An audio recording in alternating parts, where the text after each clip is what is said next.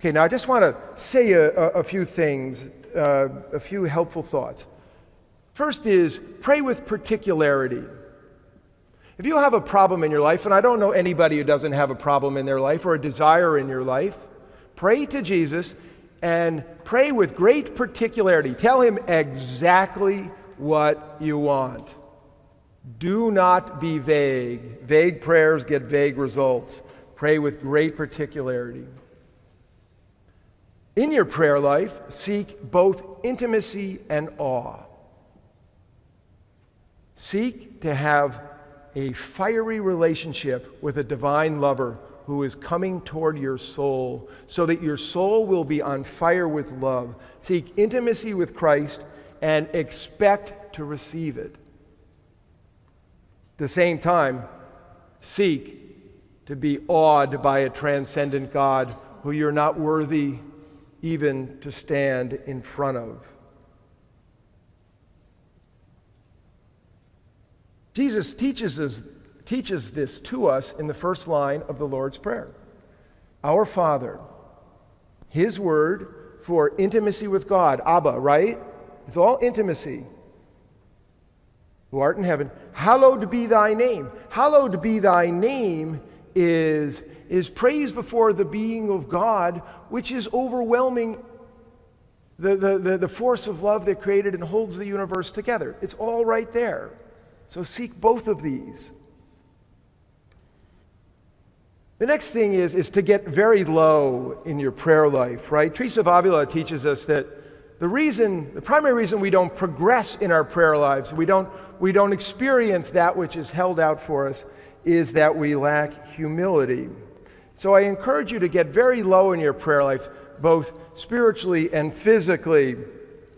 I know this is not possible for everybody, and I know that many of you will think I'm crazy, but I would suggest to you that at some point in your prayer life, you get on the floor, you put an icon in front of you that has the glow of holiness, the golden glow of holiness, and you lie face down in front of that icon, and you submit yourself to the holiness of God. And I will tell you, it feels awesome. There's nothing better than getting lower and lower and lower and lower. And this is what St. Benedict is trying to teach us in the greatest chapter in the Rule of St. Benedict, chapter 7, is the ladder of humility. And the ladder of humility is inverted, it's upside down. The lower we go, the more we are raised up. Next, pray in such a way that you find the still point. There is a still point within you. Your life might seem like a crazy storm, but there is a still point within you that is God's and only God's. And we hear, of course, from that great teaching in the Psalm, to be still and know that I am God. The Lord teaches us that, right? And so find a place and pursue it where you stop. You just stop. And it's just you, just the being of you. Even a tornado has a still point in the middle, right? The next thing is to do what you're already doing, which is go to communion, receive the sacrament. The sacrament will carry you and carry you and carry you through the wilderness. It'll carry you to the top of the peak. It'll carry you when you're bored. It'll carry you. The sacrament is the thing. The next thing is don't give up.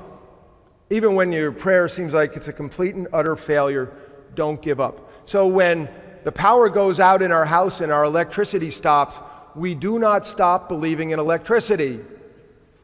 We fix it, and then the lights come on. The same thing is true with your prayer life. If your prayer life seems like the lights are out, then change the formula and fix it and try something new. Jesus teaches, ask and seek and knock, right? Hymn 711. A little bit of a staff joke.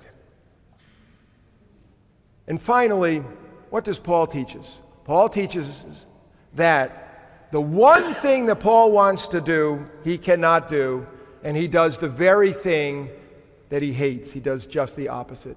And that's how it is with our prayer life. So when you fail at prayer, Just don't worry about it. Join the rest of humanity, right? We are all failures. So just fail and just begin again. And that's the only thing I'm absolutely sure of. I've been at this for 35 years, and I have failed more than I've succeeded. So I'm a beginner, and so are you. Allow yourself to be a beginner.